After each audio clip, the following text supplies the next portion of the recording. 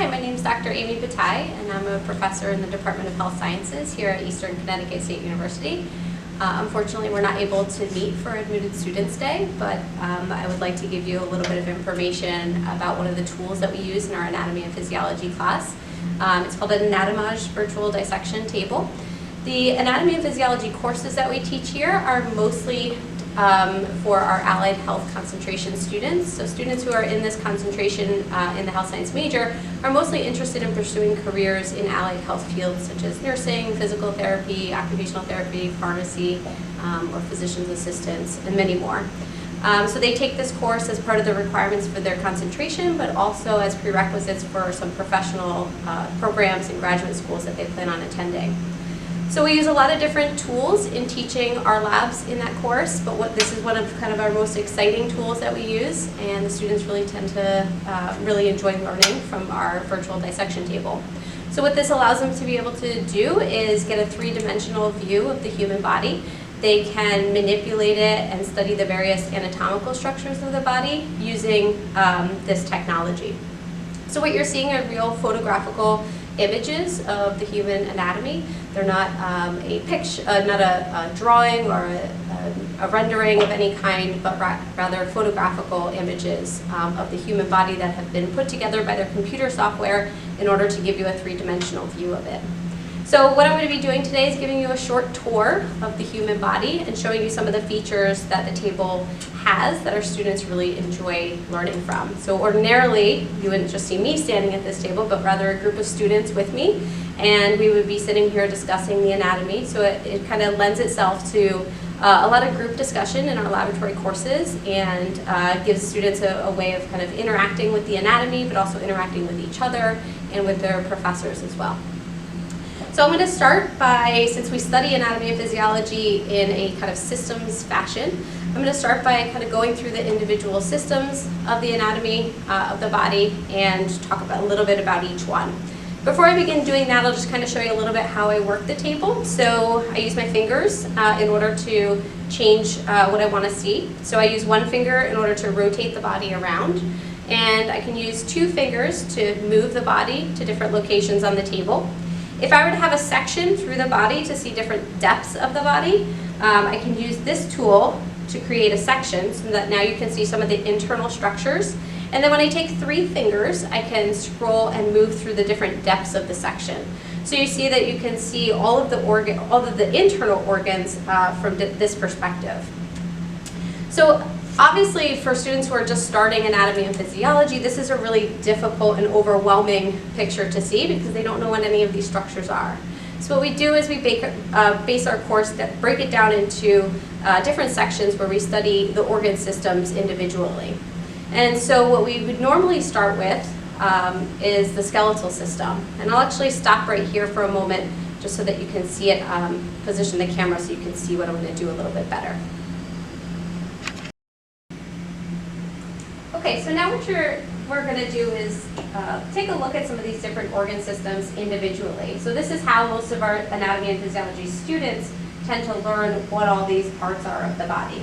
So by using this eye tool at the bottom, what I can do is pull up a window that shows all of the different organ systems. And so you can see on the left side of that window there that all of the systems are currently on. So what I'm going to do is I'm going to start with the skeletal system because it's the first organ system that we do in Anatomy and Physiology 1. So I'm going to turn off all the other systems and simply just turn on the skeletal system so that you can see just the skeleton. So if I close this window, we actually still have a section that I'm going to undo. Now you can see the entire skeleton. So what you're seeing here are bones and ligaments that are holding those bones together. So what our students tend to do is study the names of the different bones in this course, but also what we call bone surface markings. So the surface markings are some of the bumps or protrusions or sometimes depressions on some of the bones and they're usually located where they form articulations with other bones.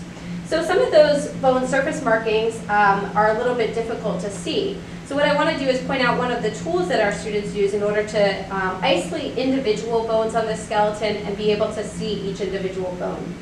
So the first thing that I'll do is I'll click on this little tool down here that has the picture of the person on it. And one of the tools down here allows you to be able to kind of isolate a specific feature. So if I want to look at the femur, for example, the femur is the upper bone of the leg. And so if I click on the femur now, it makes the rest of the skeleton kind of gray, so you can still see it, but you can really highlight the femur. It also tells me that it's the right femur. And then if I click on that femur again by tapping it with my finger, it will isolate the femur entirely. And so now I can turn the femur around, I can look at all the different surface markings on that bone and study all of the different features of that bone. If I click on it a third time with my finger, it'll just bring everything back and I can move on to the next bone. So the students use this tool in order to study the bones and their surface markings and to get a good idea of what the framework of the body looks like. Ultimately, the skeletal system is providing a framework for all of our other organs. It's also providing a significant amount of protection for a lot of our other organs. So for example, some of your most vital organs are protected by bone because it's nice and hard.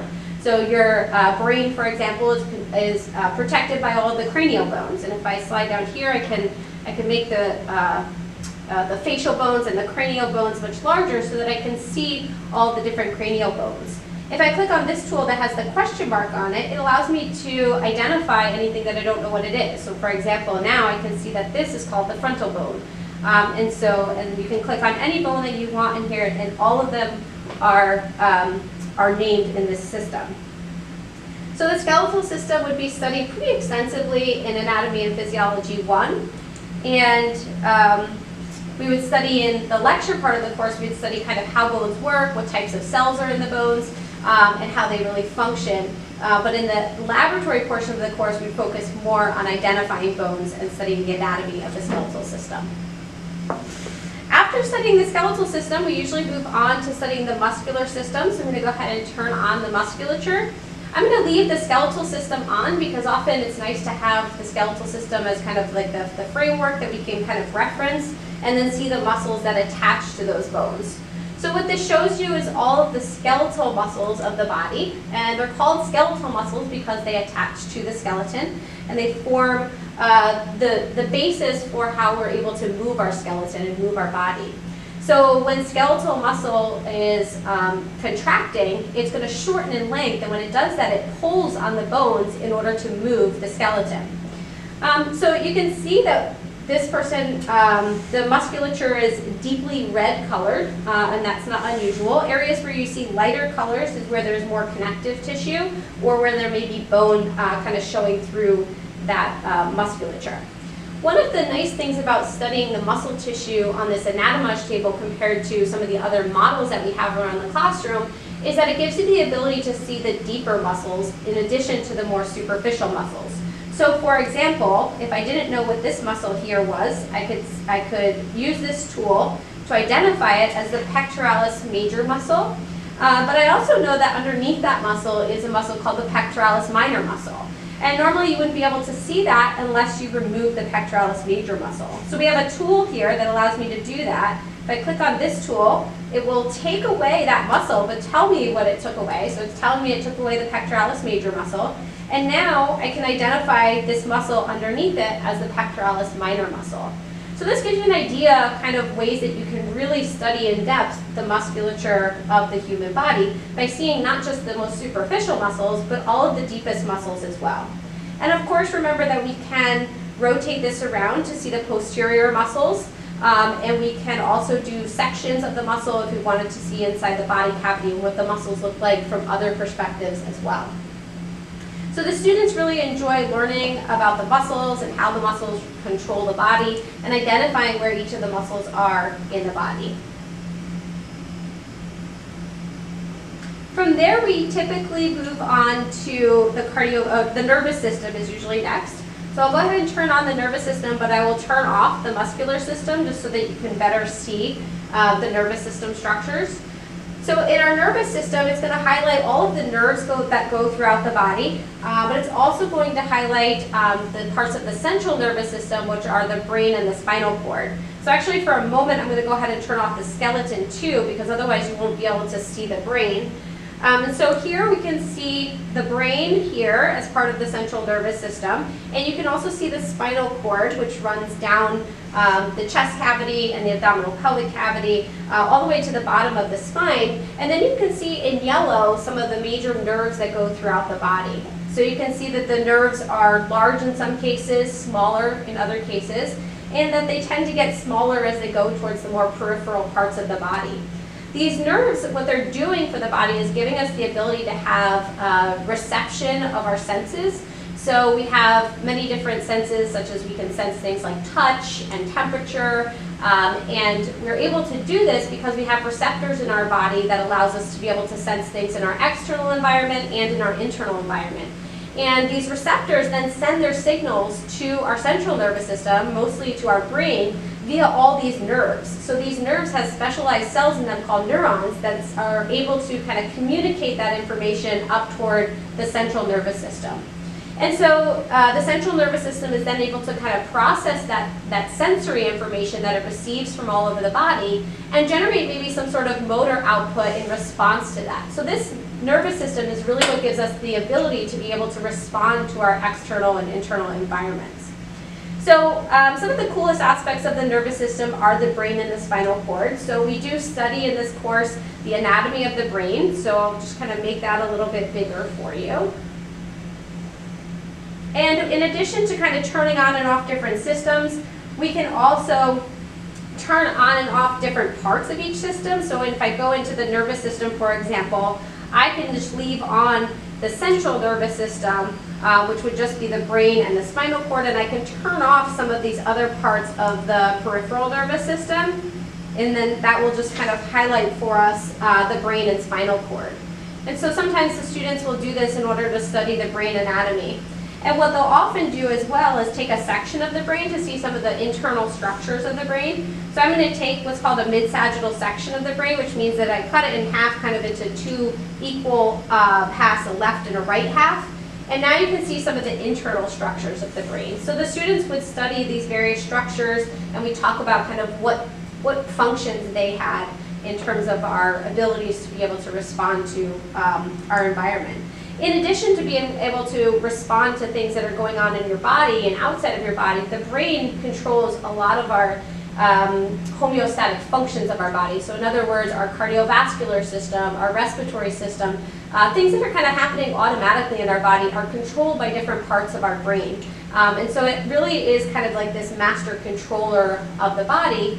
And in the class, we would talk about all the different parts of the brain and what contribution they make to that sort of control. We would also study, in addition to that central nervous system, we would study all the different aspects of the peripheral nervous system as well. So we would not neglect all these nerves that are shown here, but rather study them and kind of what their general function is in terms of what kind of information they are portraying to the brain. You can see I still have a mid-sagittal section, but I can take that off. And we would study the names of some of the nerves and what kinds of information that they're transmitting to the central nervous system. One of the things that you can see here that some students are often surprised by is the fact that the eyes are included in this nervous system. So the eyes have, in the retina of the eye, which is where you have photoreceptors for your sense of vision, they have over 50% of all of the receptors in the whole body are found in just the tiny retinas of your eyes. We rely very heavily on our sense of vision, and so tons of receptors there and a really integral part of our nervous system, and a huge part of our brain is dedicated to processing all of that information coming from the photoreceptors.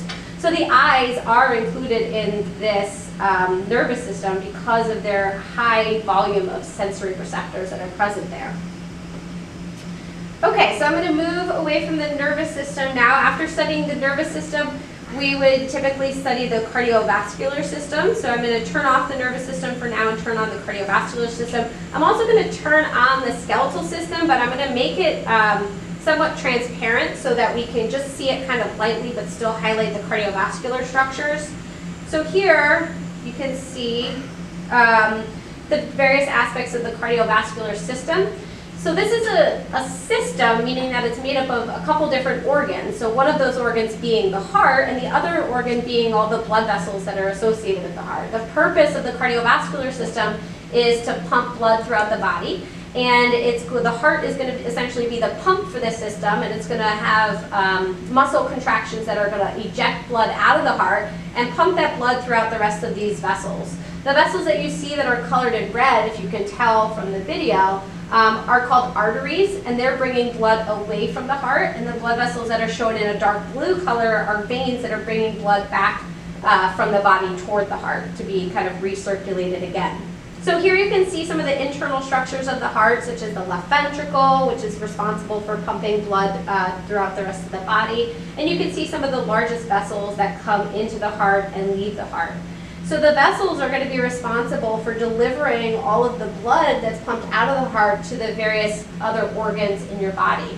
So it helps provide those organs with the oxygen that they need in order to function, and other nutrients that are in your blood, like glucose and other things that the cells need in order to have as energy and carry out their functions. So this cardiovascular system would be really important for supplying the rest of the body with all of what it needs to function.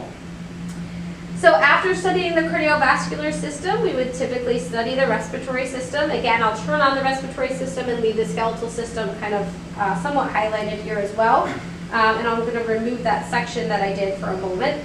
So here you can see some of the most significant respiratory structures, which are the lungs. So here you can see a right and left lung. And you can also see the airways that bring the air that you're breathing down to those lungs.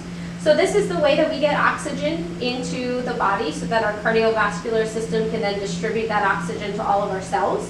So here it's highlighting kind of the nasal cavity, which you see in the head region. That's kind of shown in like a bluish color. And then you can see a tube-like structure that comes down, oops, that's not what I did. That comes down the neck and throat area. So if you see here is what's called the trachea. And then this part here, that's a bone. That's a bone too. Here's the trachea, and that's going to be a tube-like structure that comes down, and you see it branches here into what's called the primary bronchi. So there's the left primary bronchus, and here would be, oops, it's because I have the bones still on, it's clicking on bones. I'm going to turn the skeletal system off for a second. So here you can see the right primary bronchus, and these deliver the air that you're breathing in down to the lungs, and then the lungs would take that air and get it into the blood. So they would take the oxygen from that air and get it into the blood. They're also going to be responsible for taking the carbon dioxide that's produced in our body and putting it into our lungs so that we can exhale it and excrete it from the body. So those are some of the most important functions of the lungs. As the students study the anatomy of the lungs, they could again take a section of this tissue and be able to look at the internal structures of the lungs as well. So after studying the respiratory system, we would typically study the gastrointestinal system. So I'll turn that system on here. I'm going to actually, for a second again, turn the skeletal system back on in gray so you can kind of see where this gastrointestinal system is. So the gastrointestinal system is going to be responsible for us getting nutrients into the body, so from the things that we consume. So it begins with the oral cavity. So you can see surrounding the oral cavity here are what are called salivary glands. So you can see that there's salivary glands located here called the parotid glands. The parotid glands, and then there's other salivary glands surrounding the oral cavity as well. They're going to produce the saliva that we need to begin digesting our food components. They're also going to provide some moisture to the oral cavity so that we can more effectively chew and break down our food. We then are going to be able to swallow our food. I'm going to turn the skeletal system off for a second. So as we swallow our food, it travels down this structure here called the esophagus. And that's where it will travel all the way down the chest cavity and then enter into the stomach, which if I turn around, you can actually see. Let me remove some of this connective tissue first. So we can use this remove tool in order to take away some of this connective tissue called the omentum and the mesentery. And I'm also going to remove the liver, which is this large organ here, so that we can see the rest of the stomach. So this structure shown here is the stomach. And so the contents that come down the esophagus would empty into the stomach, and then they would travel through your intestines as you further break down that food either mechanically or chemically through the use of enzymes that are released in this gastrointestinal system. So So you're seeing here the small intestine, the large intestine, the food stuff would travel through these. You would begin absorbing nutrients from that food into the blood vessels that surround the intestines, and that's how you get things like glucose from your food into your blood that then can be delivered to your cells and give them energy that they need to produce their functions. So you could study, our students would typically study all of the various structures along this gastrointestinal system. They would do this by kind of using this question mark tool where they would identify the different parts of this digestive tract. So let's move on. After the gastrointestinal system, we would typically study the urinary system. So this particular table gives us the urinary system and the reproductive systems together, so that's why it's labeled as the urogenital system. And so this body that I had opened was a female, so you will also see female reproductive parts as well. So I'm going to just turn the skeleton on for just a second again. So here you can see the main part of the urinary system are the kidneys. So you can see if I use the question mark tool here, this is the right kidney and the left kidney. So the kidneys are located kind of in the back of the abdominal pelvic cavity, and they're going to be functioning to produce urine. So they're one of our main excretory organs, meaning that they help us excrete things from the body. So the kidneys are going to have a lot of blood that flows through them, and as that blood flows through them, the kidneys work to filter that blood and take things out of that blood that either the body doesn't want or doesn't need, and then they put those components into the fluid that they use to form the urine. So the urine is then going to leave the kidneys via what's called a ureter, and so here you can see if I can click on it, there's the right ureter, for example. The right ureter travels all the way down the body cavity and empties into the urinary bladder, which is shown here as the structure. And the urinary bladder serves as a temporary storage tank for the urine until it's an appropriate time to urinate. So the urinary system is really important to be able to allow us to be able to excrete things from the body, like waste products that our cells develop and produce in order to be able to kind of get them out of the body when we don't need them. So let's end with, what did we do here? I think we mostly did them all. So we could talk about, since I have a female body up, we could talk about the female reproductive system since we have one up. So what you're looking at here is the female reproductive organs that are in the abdominal pelvic cavity. So just superior or above the urinary bladder that I just showed you, here, is what's called the uterus. It's not labeling the uterus right now for me because I'm not clicking in the right spot, I guess. But this structure is the uterus, and it's going to be where a fetus would develop in the case of pregnancy. So it's one of the main reproductive organs for the female. You can also see that there are ovaries, which are kind of these egg-shaped structures here. And the ovaries are going to be where the female produces or helps mature eggs that are going to be released during the process of ovulation. And the eggs are going to be released. They're going to travel through these structures called the fallopian tubes, and that's where they're going to end up potentially being fertilized by a sperm. So the purpose of these reproductive organs is to produce offspring and to set the female up for being able to do such. So if an egg should encounter a sperm, that fertilized egg would then implant itself in that uterus, and it would begin to grow there into an embryo at first, and then eventually a fetus. So in this class, we talk about both the male and female reproductive systems, and we talk about the process of pregnancy and study the anatomy related to that as well. So I think that pretty much concludes kind of our overview of the human body. So what our students would be able to do, and what's really cool, is that at the end of their anatomy and physiology courses, they would be able to take a look at something like this that I showed you at the beginning and really understand what everything is that they're looking at. So once they're able to identify each of those organs in a system individually, then they can kind of put it all together in this whole body and think about how all of these organ systems work together in order to produce our whole functionality. So this is kind of a cool thing for our students to be able to look at this at the end of these courses and be able to understand everything that they're looking at. So I think that pretty much concludes our virtual tour and what I wanted to do with you today. But if you have any questions, please contact me. If you have questions about either the health science major or about either of the concentrations that we offer or about any of our coursework, I'd be happy to answer your questions as we would have normally saved some time for that in our presentations on Admitted Students Day.